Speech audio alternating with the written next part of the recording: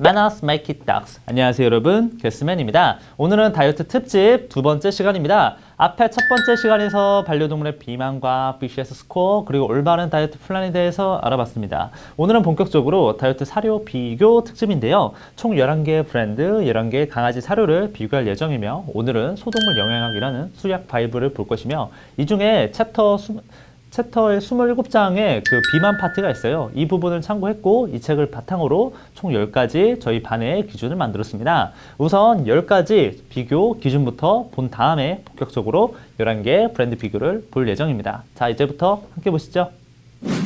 자, 오늘의 비교 기준은 앞에서도 언급했지만 이렇게 책을 참고했고요. 또 상당히 많이 참고를 했겠습니다. 그렇기 때문에 시간 되시면 여러분들도 이거 원서 다운받아서 보시는 것을 추천합니다. 오늘은 총 10가지 기준이 있는데요. 주재료 부분에서 3가지, 영양소 부분에서 4가지, 브랜드 부분에서 3개, 총 10개가 있습니다. 주재료 기준부터 설명해 드리겠습니다. 자, 주재료 비교 기준 첫째, 최소 50% 이상 육류 함유입니다. 앞에 1편에서도 제가 언급했지만 다이어트 할 때 가장 중요한 건 양질의 단백질을 많이 섭취하는 겁니다. 그렇기 위해서는 당연히 수분이 함유된 신선한 육류와 고기의 실제 중량을 높일 수 있는 건조 고기가 적절하게 밸런스 맞게 들어가야 합니다. 그렇기 때문에 신선한 육류와 건조육이 최소 50% 이상일 때 합격입니다. 자, 주재료 비교 기준 둘째, GI 지수가 높은 재료는 제외입니다. 이게 무슨 뜻이냐? GI 지수를 한글로 빠르면 혈당 지수예요, 혈당 지수. 즉 체내 우리 몸속에 들고 있는 피에 있는 당 수치를 혈당 지수로 하는데요. 이 수치가 높으면 높을수록 부작용이 커집니다. 그래서 GI 지수 관리를 요새 많이 하고 계시죠. 아무래도 다이어트가 필요한 아이는 안타깝게도 이 당뇨가 합병증으로 있는 아이가 많아요. 이 당뇨가 합병증으로 있기 때문에 GI 지수가 높아지면 안 돼서 관리가 필요한 아이들이 많고, 또한 추가로 이 GI 지수가 높은 재료들 특징 자체가 이게 포만감을 되게 빨리 주고 빨리 꺼트려요. 그렇기 때문에 허기집이 더 빨리 와서 다이어트에 도움이 안 되기도 하죠.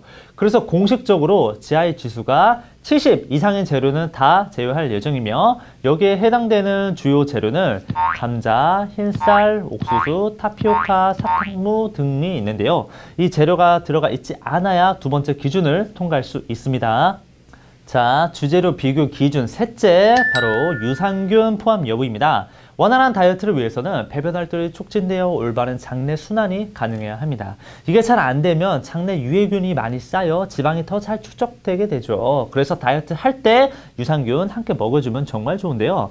그렇게 사료 내 락토바실러스, 월, 프로바이오틱스 월, FS 월, MOS 등과 같은 유산균이 들어가 있어야 세 번째 기준을 통과할 수 있습니다. 자, 이제 두 번째 기준, 바로 뉴트리션, 영양소입니다. 이 영양소 기준은 이렇게 책의 가이드와 저 게스맨 플러스 저의 자문 수의사님의 의견을 합쳐서 만들었는데요. 기준은 다음과 같습니다. 자, 영양소 기준 첫째, 조단백 30% 이상입니다. 책에서도 조단백 25% 이상을 권하고 있고, 지방이 적어진 성격상 탄수화물보다 단백질이 더 높아지는 게 좋다는 제 판단 하에 DM 기준 조단백이 30% 이상이면 첫 번째 기준을 통과할 수 있습니다.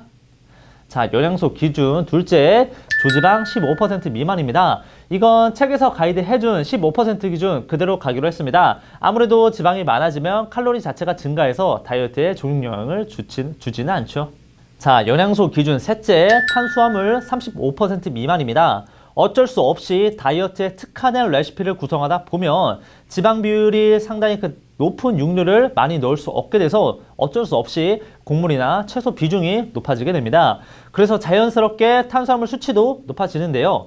그런데 탄수화물 총량보다 다이어트에 도움되는 건 단백질의 총량이기에 DM 기준 탄수화물 40% 미만으로 책은 가이드하고 있고, 저희는 좀 더 엄격한 기준을 내세워서 35%로 정했습니다.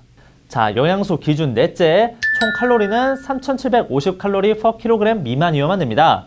어쩔 수 없이 다이어트 할 때 가장 중요한 건 실질 칼로리를 제한해야 하는 건데요.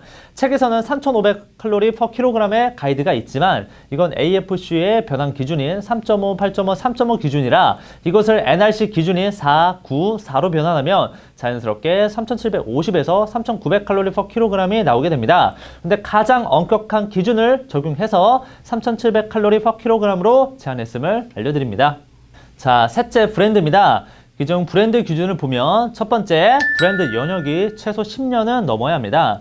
다이어트를 위한 특별한 레시피를 만들려면 못해도 10년 정도는 시장 속에서 안전성을 검증받고 펫푸드 제조 노하우가 있어야 합니다. 그래서 사료 브랜드가 10년 이상 검증된 브랜드일 경우 이 기준을 통과할 수 있습니다. 자, 브랜드 기준 둘째, 자체 레시피 여부입니다. 이건 당연히 중요한데요. 특수 환경의 아이를 위한 맞춤 레시피를 제작하는데 당연히 자체 레시피를 써야겠죠. 자, 브랜드 기준 셋째, 바로 5년 내 리콜 여부입니다. 이 리콜은 사실 어느 사료에도 다 기준을 쓸 수 있는데요. 5년 내 리콜 여부가 이 사료의 브랜드와 안전성을 뜻하기도 합니다.